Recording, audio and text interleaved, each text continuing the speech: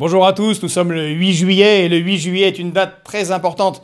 Le 8 juillet 1827, Robert Surcouf, notre grand pirate français, est mort.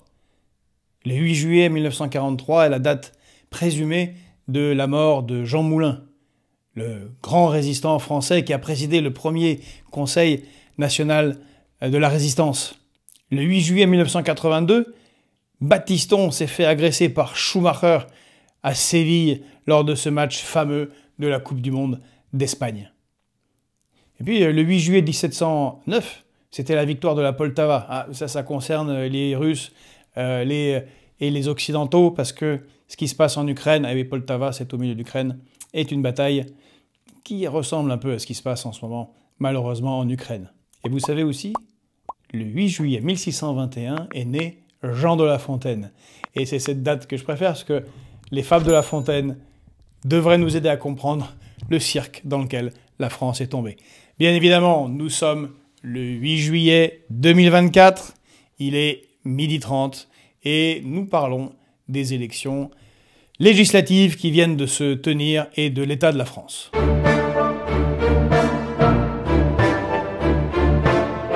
Au terme de ce second tour des élections législatives, on a enfin le résultat. Et c'est bien évidemment à Jean de La Fontaine qu'on pense, et surtout à la grenouille qui voulait se faire plus grosse que le bœuf, car ça résume assez bien la situation d'à peu près tous les partis qui voient midi à leur porte, qui se voient immenses et puissants, alors que les choses sont bien plus compliquées et que la France entre dans une période d'instabilité forte dont on ne sait pas ce qu'il sortira. Alors on va procéder rapidement à l'analyse, mais surtout on va se demander où est-ce qu'on va. La France est dans une situation économique grave, on en a déjà parlé ici. Nous sommes dans une situation réelle de récession. La dette de la France dépasse très largement les 3 000 milliards. Le déficit de la balance commerciale va avoisiner à nouveau les 200 milliards. Nous sommes au bord d'une crise de la dette qui va exploser lors du prochain budget, d'autant que l'inénarrable Bruno Le Maire, qui ne fait pas qu'écrire des fables érotiques, a aussi organisé une cavalerie budgétaire, c'est-à-dire qu'il a reporté des dépenses et des non-recettes pour le budget prochain, et qui va peser sur des recettes en berne et sur un budget qui sera catastrophique. Auquel on ajoute une attaque de la Commission européenne qui a dit à la France « Mais vous avez dépassé les critères de Maastricht de dépenses publiques qui sont fixés à 3% du PIB, on en est à 5,5%, donc vous allez devoir drastiquement réduire le budget. » Donc on va être à l'automne, au moment du budget, qui est sûrement le moment parlementaire le plus important, le moment pour le gouvernement le plus important, et on se souvient l'année dernière, déjà avec les gouvernements que nous avons eus, et encore avant avec Madame Borne, Madame Miss 49.3, on salue la réélection de Madame Miss 49.3, elle l'a bien mérité, eh bien la nécessaire usage du 49.3 à haute dose pour faire passer un budget assez détestable. Et déjà, ils avaient annoncé, Bruno Le Maire et le ministre du Budget, M. Cazenave, qu'il fallait rogner 10 milliards, puis 20 milliards sur la dépense publique. Et là, on sera sûrement à 40, 50 milliards. Les intérêts de la dette courent, on en est déjà à 56 milliards. Assez rapidement, on va avoisiner les 100 milliards de remboursement de l'intérêt de la dette, c'est-à-dire même pas du remboursement de la dette. Bref, dans un contexte d'effondrement de l'économie, de réduction du nombre d'entreprises, de fermeture accélérée, malgré ce qu'en a dit Emmanuel Macron, d'usines produisant des choses réelles dans notre pays, le gouvernement qui va sortir du chapeau de cette élection très compliquée sera faible dans une situation intérieure et économique difficile, faible dans une situation internationale extrêmement tendue, de renforcement majeur des BRICS, Brésil, Russie, Inde, Chine, et de défaite en cours de l'OTAN et de l'Ukraine face à la Russie sur le terrain militaire. Gouvernement faible pour un contexte économique et international tendu, c'est vraiment pas la meilleure nouvelle qu'on pouvait avoir pour la France, mais c'est la réalité de cette élection. Alors dans cette élection, personne n'est le bœuf et tout le monde est la grenouille. Il n'y a pas réellement de vainqueur, personne n'a réellement gagné. Certains ont sorti leur marron du feu, certains ont progressé, d'autres ont reculé, ont stagné, mais personne n'a la majorité à l'Assemblée nationale. On rappelle que la majorité, c'est 289 députés. Et il ne faut pas oublier qu'il y a une majorité négative. Si vous arrivez à avoir 289 députés sur une motion de censure du gouvernement, eh bien, le gouvernement peut tomber. Et là, on est dans quelque chose d'assez ingouvernable. Alors, on a une victoire formelle, réelle, et félicitations au nouveau Front populaire qui a réussi à se rassembler en une semaine, malgré les bisbilles internes, les affrontements en particulier au sein de la France insoumise, affrontements délirants, et massacres et purges entre camarades, malgré les divergences totales au niveau politique entre, disons, l'aile droite du Parti socialiste et la France insoumise, entre les productivistes du PCF et les soi-disant écologistes de LV qui veulent tout arrêter. Néanmoins, le nouveau Front populaire, en un temps record, a gagné formellement. Cette coalition électorale a gagné l'élection avec 182 députés.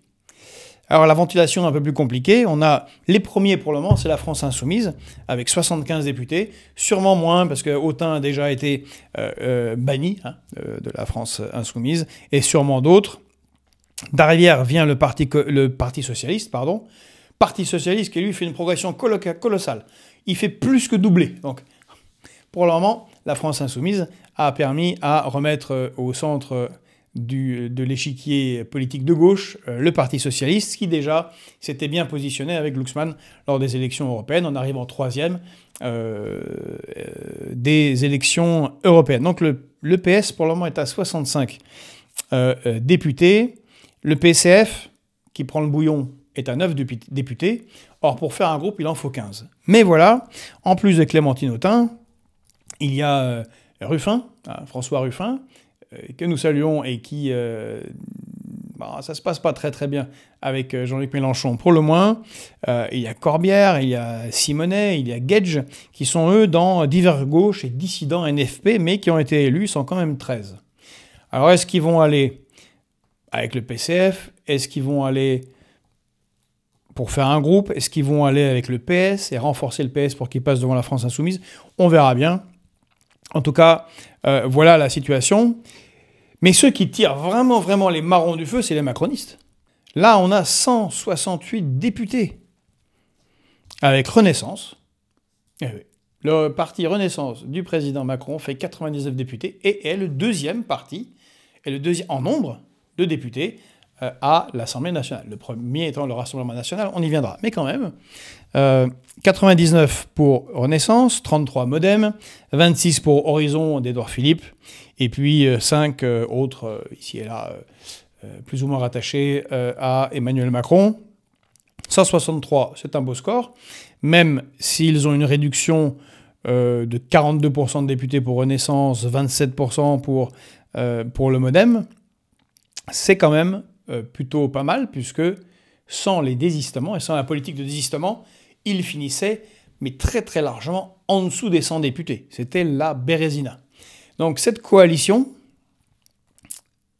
électorale, puisqu'il s'agit d'une coalition électorale, vraiment, et qui s'arrête immédiatement à 20h le jour des élections, c'est-à-dire dimanche 7 juillet, hier, une coalition républicaine, de front républicain, en tout cas, elle s'est auto-appelée comme ça, de résistance au Rassemblement national, eh bien, a réussi son pari de bloquer le Rassemblement national en nombre de députés, très nettement et très largement en dessous de ce que annonçaient les sondeurs, mais peut-être qu'ils ne sont pas que les seuls responsables. La situation n'est pas si simple sur le terrain.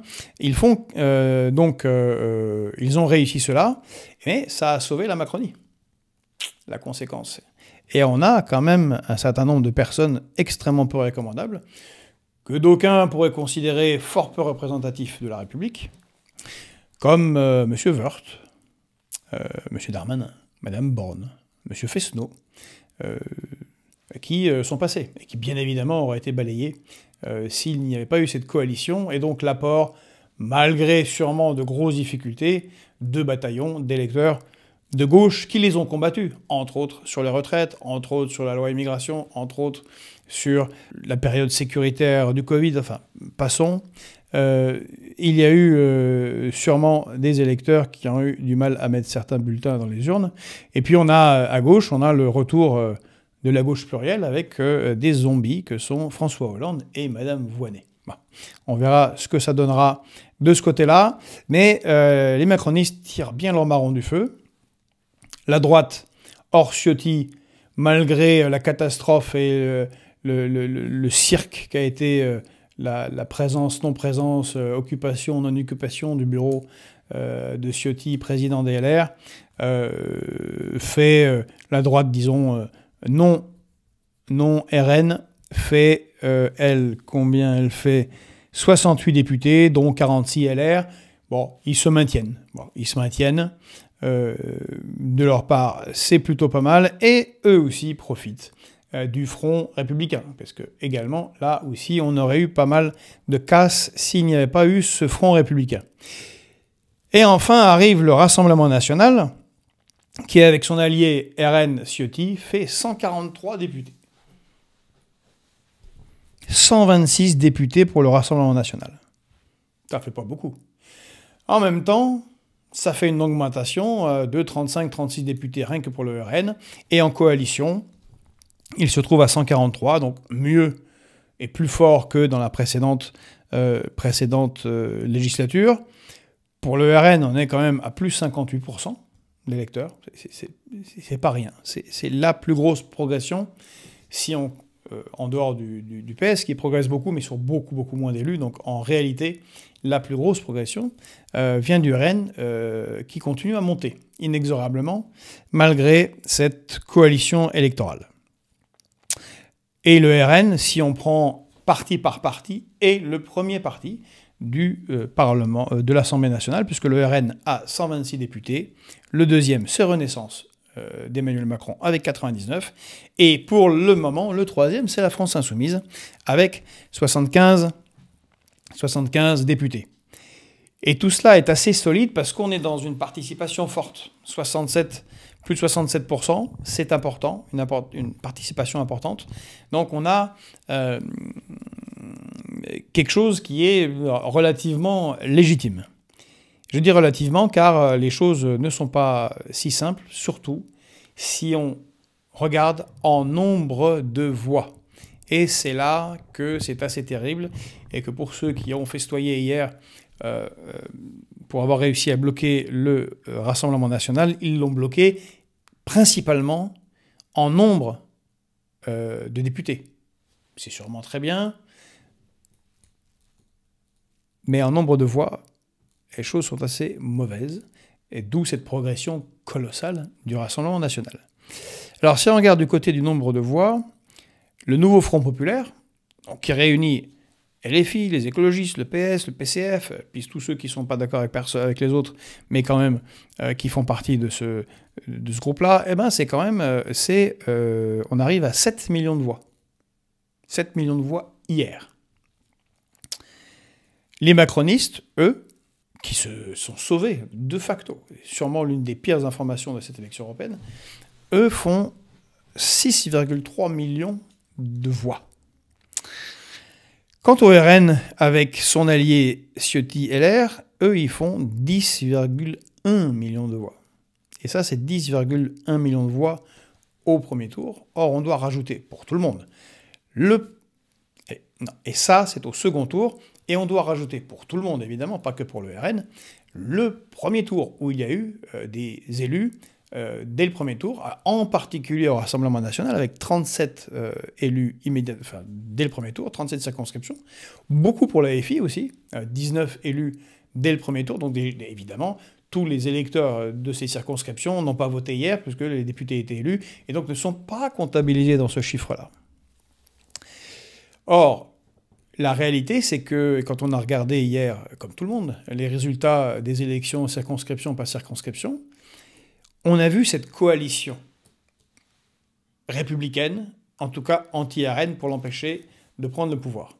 C'est une coalition qui regroupe donc LFI, l'ELV, le PS, le PCF, Renaissance, Modem, Horizon, l'UDI, les LR et quelques autres petits partis, dont plus de 10 partis qui se sont mis en coalition contre un ennemi, c'est-à-dire RN et le RN et les LR de Ciotti. Alors, quand on regarde le résultat, ça fait un peu peur, parce qu'il a fallu une sorte de coalition de gens très très différents, hein, pas du tout d'accord, hein. On imagine évidemment entre les LR, des Renaissances, des FI et des PCF, c'est pas franchement le grand amour, et c'est pas du tout la même vision de la France, et évidemment pas la même politique, ni économique, ni à l'international, ni rien du tout. Donc c'est une coalition qui s'est immédiatement rompue, dont le seul objectif était de bloquer le RN. Cette coalition, encore une fois, a réussi, mais la nécessité que tout le monde se mette d'accord, qu'il y ait des désistements dans plus de 200 circonscriptions, et malgré cela, le RN fait 10,1 millions de voix, car partout on voyait des résultats où, quand le RN ne gagnait pas, il faisait souvent entre 41, 42, 43, 47, 48, 49%. Donc c'est une défaite en termes de députés. Par contre, en nombre de voix, si on agrège premier tour et second tour à la louche, il faudrait affiner. On a évidemment beaucoup plus d'électeurs pour le nouveau Front populaire, en particulier pour la France insoumise, et on en a beaucoup plus pour le Rassemblement national. On arrive à quelques 12 millions d'électeurs, de Français qui ont voté pour le Rassemblement national, soit quand même, en additionnant cela, quelques 42 à 44% des électeurs qui se sont déplacés. Ce qui nous amène à un Français sur 3, sur l'ensemble du corps électoral, qui a voté RN. C'est absolument colossal. Et très en dynamique. À chaque élection, le RN est en dynamique forte. Alors on verra les conséquences de ça plus tard, mais qu'est-ce que ça donne à gauche? À gauche, on a encore une fois une situation difficile où le nouveau Front populaire n'existe déjà plus. Hein. Ce n'est pas un Front populaire comme celui de 1936. L'idée telle qu'elle avait été posée par François Ruffin était très très bonne. Jean-Luc Mélenchon et les cadres de la France insoumise l'ont repris derrière pour la faire sienne. On se souvient des conflits entre les uns et les autres. Mais on a donc là une gauche très très divisée et où se sont considérablement renforcés au détriment de la FI qui n'a pas progressé en termes de députés, ELV qui a fait plus 47%, encore une fois, et le PS plus 109%. Et de facto, la France insoumise est cornérisée. Alors je pense que c'est voulu et que, comme le Rassemblement national, la France insoumise prépare le coup d'après, et comme Emmanuel Macron et les autres sont les dindons, tous les autres sont les dindons de la farce. On va voir pourquoi. Pour la gauche, malheureusement, alors que le RN est en dynamique, et en particulier, je suis désolé, c'est une analyse de classe, une analyse classiste, c'est malheureusement des catégories populaires, malheureusement pour la gauche, hein, des catégories populaires, des petits employés qui votent, et de plus en plus, en particulier des pans de plus en plus importants des abstentionnistes qui rejoignent le Rassemblement national. Là où on a une dynamique du Rassemblement national, on a une stagnation de la gauche. En fait, ça ne bouge pas tellement depuis 6 ans, ce qui fait que le pari de Jean-Luc Mélenchon, fait il y a 6 ans, de faire l'hégémonie à gauche, n'a pas très bien fonctionné, et même cette élection, avec la précédente élection européenne, remet au centre du jeu politique le Parti socialiste. Et quand on voit un peu plus finement, circonscription par circonscription, ce qu'il se passe, eh bien on a le constat que le PS, les candidats Parti socialiste ou apparentés, et des candidats ELV arrivent à attirer des votes de la droite, des votes macronistes, et permettent de remporter les duels face au RN. C'est plus dur pour les candidats France insoumise, ce qui permet de remporter plus de députations pour le Rassemblement national. Donc le PS, par ces 2 élections, se met en position de dire « nous, on peut rassembler. Vous, vous ne pouvez pas. » Entendu, vous, Mélenchon, vous ne pouvez pas. Et d'ailleurs, ils ne se privent pas tous, depuis des semaines et depuis hier soir, d'en mettre des tartines contre Jean-Luc Mélenchon. On ne veut pas de Jean-Luc Mélenchon, Faure ne veut pas de Jean-Luc Mélenchon, Tondelier ne veut pas de Jean-Luc Mélenchon, les uns et les autres ne veulent pas de Jean-Luc Mélenchon. Alors, pour ceux à qui ça ne serait pas évident, le nouveau Front populaire n'existe plus. Ça ne sera pas un groupe à l'Assemblée nationale. Ce sera quelque chose d'autre qui va émerger. Et c'est là que c'est intéressant de se demander ce qui va émerger. Car quelles sont les options? Là, pendant qu'on se parle, on apprend que Emmanuel Macron n'a pas accepté la démission de Gabi, de Gabriel Attal, qui n'était pas très content hier soir. Bon, de toute façon, là, pour le coup, Emmanuel Macron a raison. Il a dit qu'il fallait que l'Assemblée nationale se réunisse et qu'on voit qu'est-ce qu'il en sort, évidemment. On ne peut pas choisir. Il n'y a que la France insoumise qui joue le fait qu'elle se prend pour le bœuf, en pensant qu'elle a gagné l'élection, en déclamant qu'il faut appliquer son programme. Bon, c'est délirant, ils n'ont rien gagné du tout.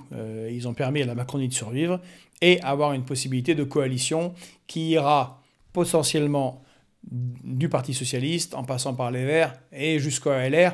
On va voir ce qu'il en sera. Certains font comme si le vote NFP était une adhésion au programme du nouveau Front populaire.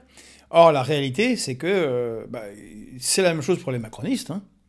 Ils n'auraient jamais fait autant de députés s'il n'y avait pas eu ce barrage au Rassemblement national.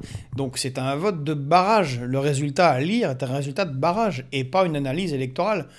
Bon, évidemment, les gens de mauvaise foi, Jean-Luc Mélenchon, Madame Prisca Thévenot, immédiatement ont commencé à dire « Ah, comme vous voyez, les gens ont voté pour nous, c'est pour notre programme, donc c'est bien le point 1, 2, 3, 4, 5, 6, 7 de notre programme que les gens veulent mettre en place. » Mais non, évidemment. C'est bien un vote de barrage et donc pas du tout un vote sur le programme. Donc ce qui va se passer, c'est une étrange coalition. C'est en train de se dessiner. On a toutes les rumeurs possibles et imaginables. On a entendu que ça pourrait être un gouvernement mené par Boris Vallaud, un gouvernement centre-gauche. On apprend hier soir par des journalistes bien informés ou mal informés, on verra bien, que peut-être ce serait Madame Tondelier. Alors, si c'est Madame Tondelier, ELV, qui devient Premier ministre de la France, dans un contexte de crise internationale avec la Russie et où les Verts sont les plus bellicistes en Europe, et en plus, où ils veulent détruire le nucléaire français, bon, là ça sera vraiment dur pour notre pays. Hein. Mais bon, espérons que ce ne soit pas Marine Tondelier. On verra bien qui sortira. De toute façon, ou alors ça sera peut-être monsieur Édouard Philippe, qui immédiatement hier soir s'est dit « Bon, c'est moi, hein, voilà, je me porte candidat pour être Premier ministre. C'est légitime, hein, j'ai 33, même pas, 26 députés. Mais comme j'étais Premier ministre, et puis que je suis un peu au centre, et puis que je peux un peu parler à tout le monde, eh bien je ferai un très très bon Premier ministre. » Bref, tout le monde va être en train de se positionner. Ça va être très compliqué. Il va falloir faire entrer des ronds dans des carrés et des triangles dans des ronds. C'est les jeux des enfants, là. Ça va être très très compliqué, vu les programmes des uns et des autres, et comment chacun se sont affrontés, en particulier récemment, sur la réforme des retraites.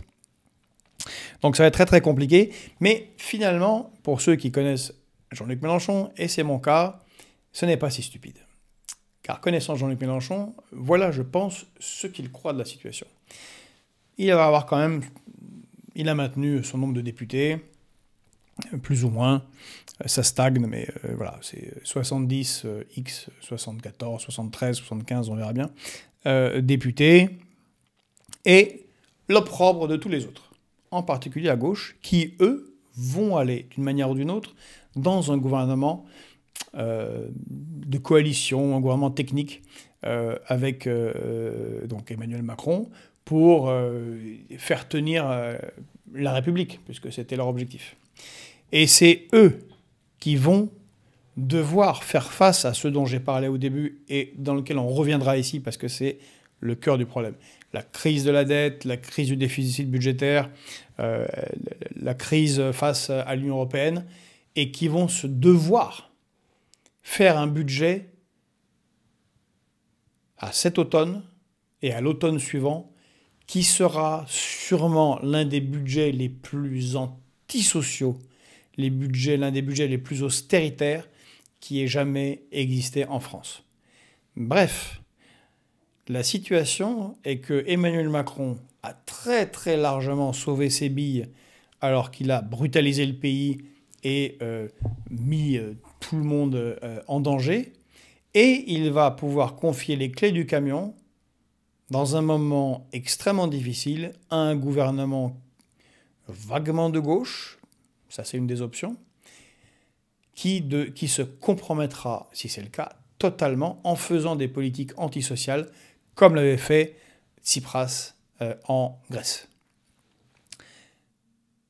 Jean-Luc Mélenchon, la France Insoumise, auront un beau jeu à ce moment-là de dire « Ah, vous voyez, nous, on avait fait le Front Populaire, nous, on s'est sacrifié, on a perdu des députés. » Ce qui est vrai. Si c'était maintenu, ils auraient beaucoup plus de voix d'électeurs derrière eux que ce qu'ils n'ont eu aujourd'hui. On a joué le jeu, mais vous avez trahi, vous êtes mis avec le gouvernement, avec Emmanuel Macron, vous avez fait un budget antisocial, et l'idée, je ne dis pas que c'est ce qui va se passer, mais je pense que c'est ça qui est dans l'idée des stratèges de la France Insoumise, c'est de penser le coup d'après, de se dire ces gens-là vont se planter, nous allons être la véritable incarnation de la gauche.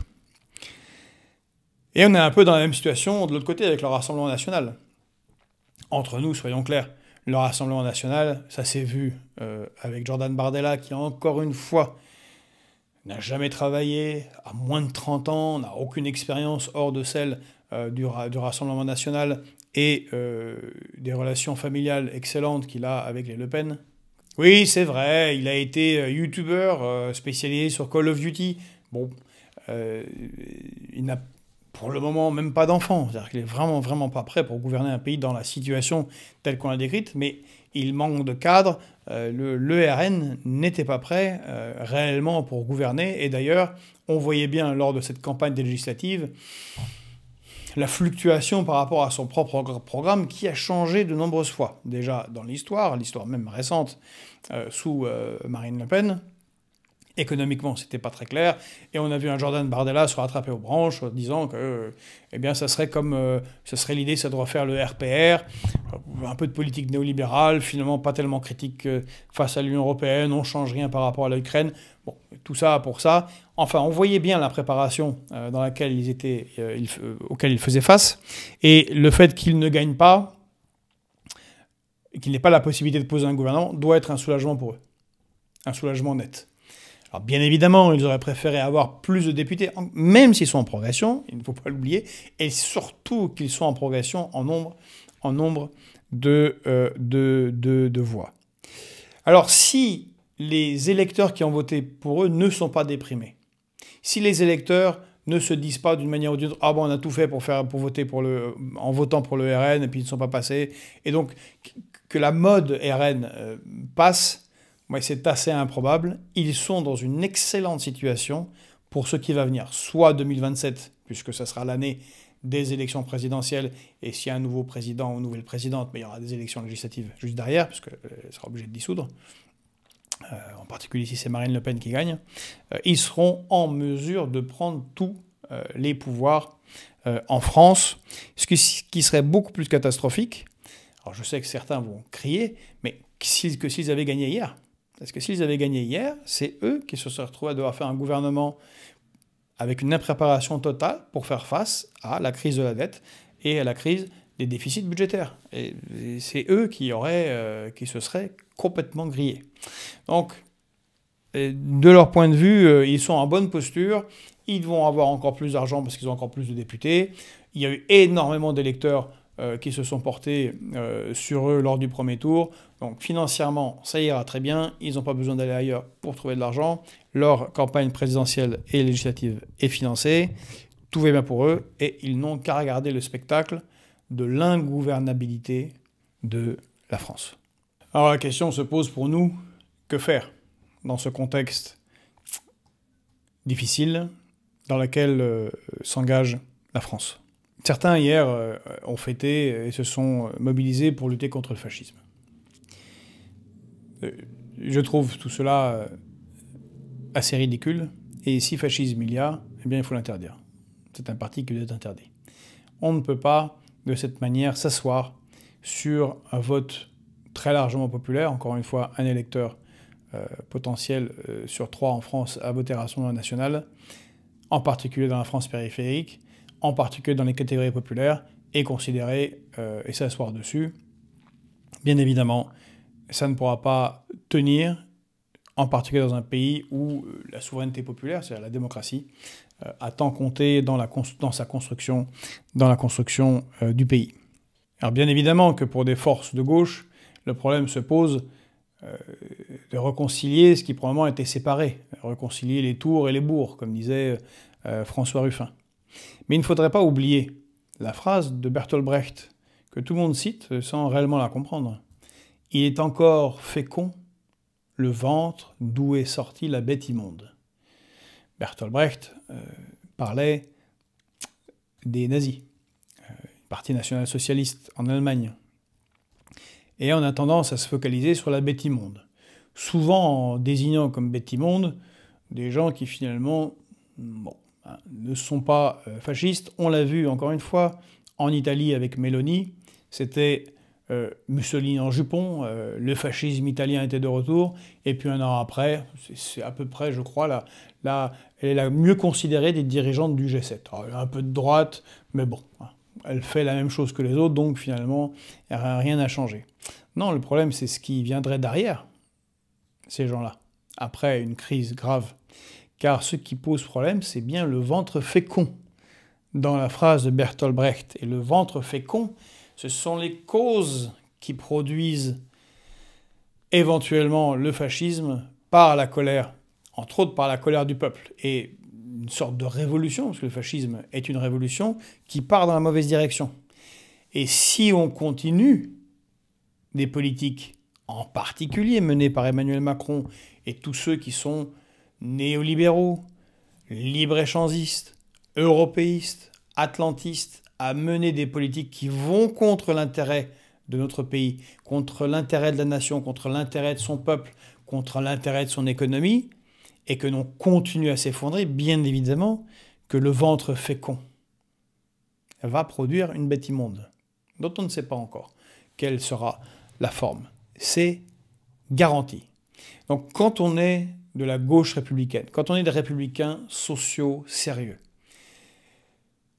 quand on a dans ses gènes Jaurès, De Gaulle, et peut-être encore plus la personnalité de Clémenceau, qui est derrière moi, quand on a l'histoire du radicalisme en France, du parti radical socialiste, c'est-à-dire les principes républicains, la laïcité, le patriotisme, l'industrie, le social, et bien sûr l'ordre juste, la sécurité.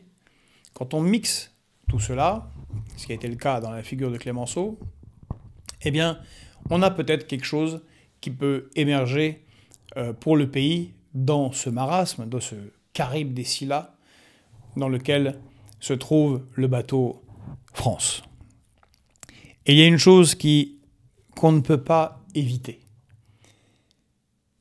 On a une crise de la dette et une crise du déficit de la balance commerciale extérieure qui est due à ces politiques absurdes, libre-échangistes, néolibérales, qui ont désindustrialisé le pays.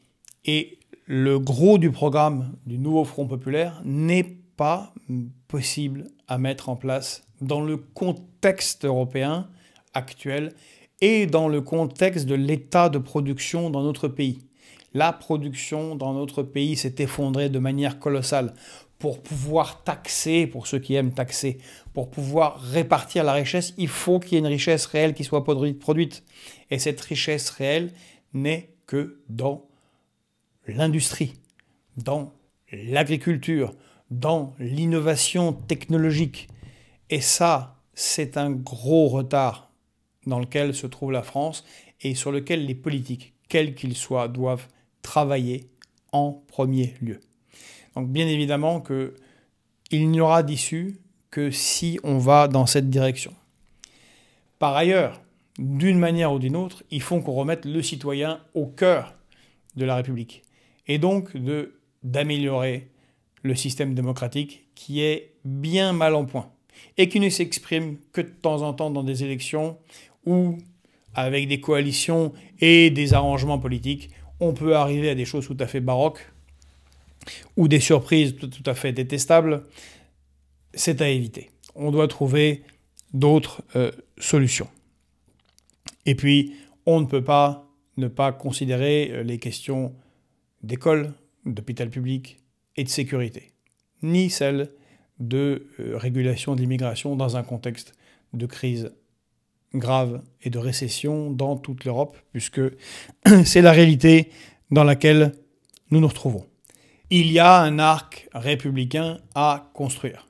La France insoumise voudra être l'incarnation de la vraie gauche, mais c'est une gauche assez étrange qui a abandonné son liant principal qui est la laïcité. C'est une gauche qui ne comprend plus très bien ce qu'est la logique de production. C'est une gauche qui fantasme une situation révolutionnaire dont elle ne sortirait pas vainqueur. Et puis c'est une gauche qui est très très largement américanisée. En fait, dans la réalité aussi paradoxale que cela puisse paraître, surtout si on connaît Jean-Luc Mélenchon.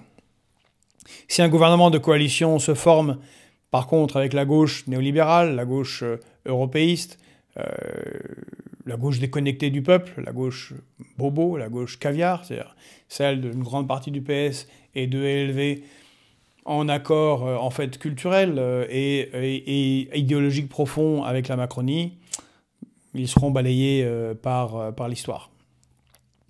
Alors, à moins de considérer que le salut est dans le Rassemblement national, ce qui serait une drôle d'idée, surtout si on voit leur programme, il y a un arc républicain à construire.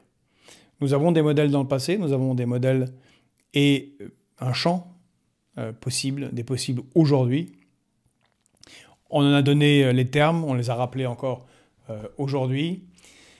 Il y a des personnalités qui sont à gauche, il y a des personnalités qui sont à droite, qui pourraient constituer cet arc républicain et qui est, je le crois, la seule issue pour notre pays.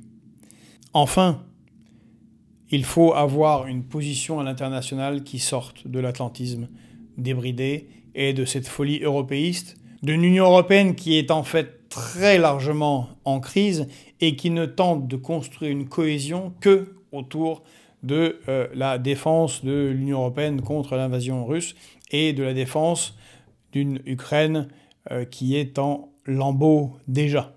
Il faut refaire dans cet arc républicain, eh bien, renouer avec une position de la France, une France puissance, et une France qui parle au monde, une France pivot sur la scène géopolitique, qui tente de trouver des solutions négociées par des traités plutôt que d'aller au conflit pour servir des intérêts qui ne sont pas les siens et qui sont plutôt les intérêts de Bruxelles ou les intérêts de Washington. Bref, tout est chamboulé, le pays est au bord de la ruine, il y a énormément à faire.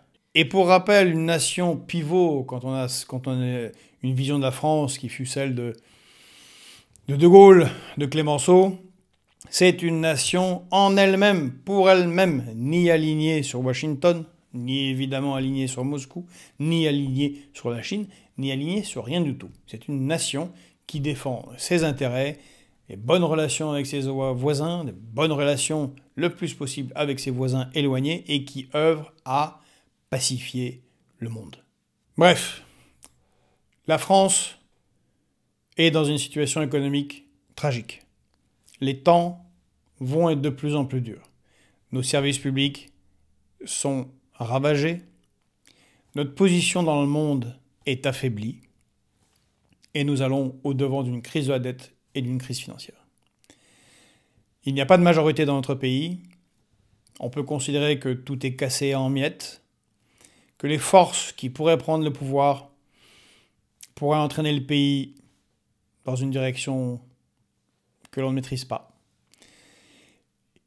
C'est l'occasion de construire cet arc républicain et de proposer une alternative qui offre à la France un avenir qui ne soit pas noir, mais qui soit positif. Nous verrons ce qui sortira des discussions et des tractations des uns et des autres dans les semaines à venir. Quel gouvernement étrange sera formé? Cette semaine, nous avons le sommet de l'OTAN qui fêtera, entre guillemets, en même temps son 75e anniversaire, tout en annonçant déjà que l'Ukraine ne pourra pas rentrer dans l'OTAN, mais tout en continuant à soutenir l'Ukraine, parce que l'idée était de faire entrer l'Ukraine dans l'OTAN. Schizophrénie, quand tu nous tiens, bonjour. On analysera tout ça sur une séquence sûrement plus internationale dès ce vendredi, et on vous donne rendez-vous très bientôt pour disséquer ce que sera l'avenir immédiat de la France avec le gouvernement qui sortira de cette Assemblée nationale totalement improbable et parfaitement ingouvernable. Si vous avez aimé ce que nous faisons, eh bien, n'oubliez pas de liker, de commenter. Les commentaires vont être très importants. On a hâte de vous lire, de savoir ce que vous pensez de cette analyse, de le partager, d'en discuter avec vos amis. Et si vous avez les moyens, eh bien, de faire un petit don sur le lien que vous verrez sous cette vidéo. Même 5 €, ça nous permet de continuer et de développer notre média. Je vous remercie, à très bientôt.